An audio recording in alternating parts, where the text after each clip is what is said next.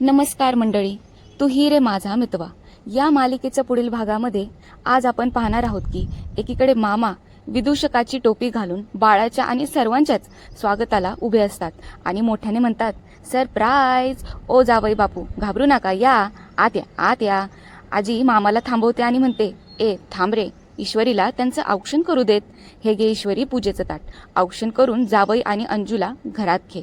आजींचं बोलणं ऐकून सगळे 5 मिनिटं एकमेकांची तोंडच बघत बसतात आणि अंजली तोंड उचकून बसते. तिकडं मामी राकेशला चहा प्यायला देते आणि वरून ईश्वरी खाली जिन्याने येत असते. राकेश आता चहा दिल्याबद्दल वल्लरीला धन्यवाद मावशी म्हणतो. मावशी हा शब्द ऐकताच वल्लरीचं टाळकं सटकतं आणि ती मोठ्याने राकेशवर वचकते.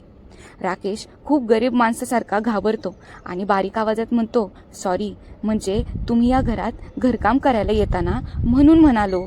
पण वरून ईश्वरी हा सगळा प्रकार पाहून विचारात पडते की ही मामी राकेश सोबत असं का वागत असावी.